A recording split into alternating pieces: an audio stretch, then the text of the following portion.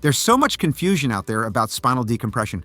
I mean, seriously, you go online, you talk to different people, and everyone seems to have a different story about what this treatment can and can't do.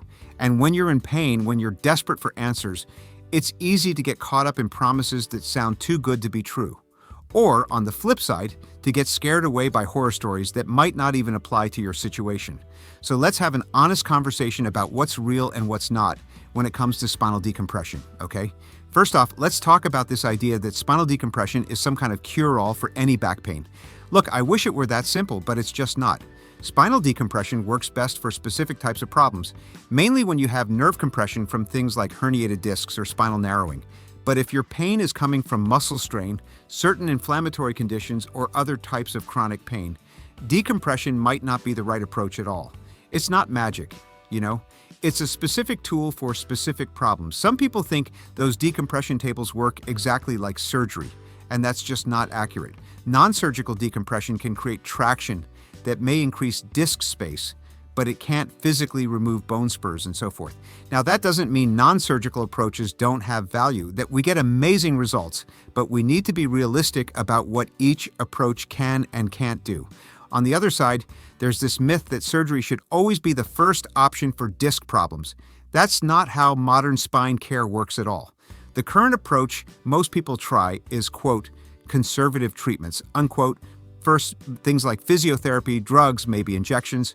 Surgery is typically considered only after you've given conservative treatments a real try with a competent practitioner, and that's a key point, usually at least 6 to 12 weeks, unless you're dealing with serious problems. But I get it. It's totally understandable that some people are really hesitant about surgery, especially when it involves the spine. And yes, all surgeries come with risks. That's just part of the picture. But sometimes spinal surgeries aren't as extreme as some might think. They've come a long way, and in the right hands, you might find success. Here's another thing that trips people up. This expectation that you'll feel better immediately after non-surgical spinal decompression. Sometimes that happens, especially with leg pain after decompression. But full recovery typically takes weeks, months.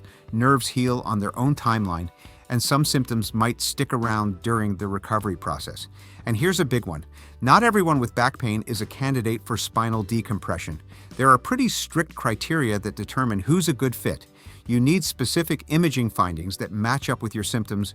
You should have tried conservative treatment first, and you need realistic expectations about what this can do for you. Age, physical, and mental health, all of this play into whether decompression is right for you. Here's something else. Having successful decompression doesn't mean you're immune to future problems. The treated area usually heals well, but other areas of your spine might develop issues over time due to normal aging or changes in how your spine moves. And finally, there's this assumption that all spine specialists will recommend the same treatment. That's just not true. Recommendations can vary based on the doctor's biases, experience, and even the capabilities. A second opinion can be really valuable. So what should you take away from all this? First, accurate diagnosis is crucial. Second, consider conservative treatment to usually come first. Most conditions should be treated with less invasive approaches before considering surgical options. Third, you need realistic expectations, understanding what might happen, what the risks are, and how long recovery might take.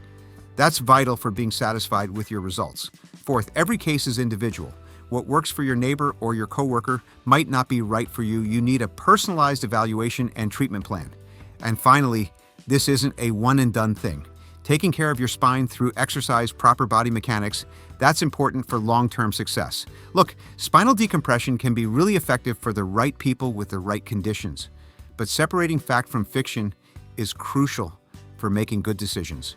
If you're dealing with back pain, work with an expert who can give you the right recommendations tailored to your specific situation.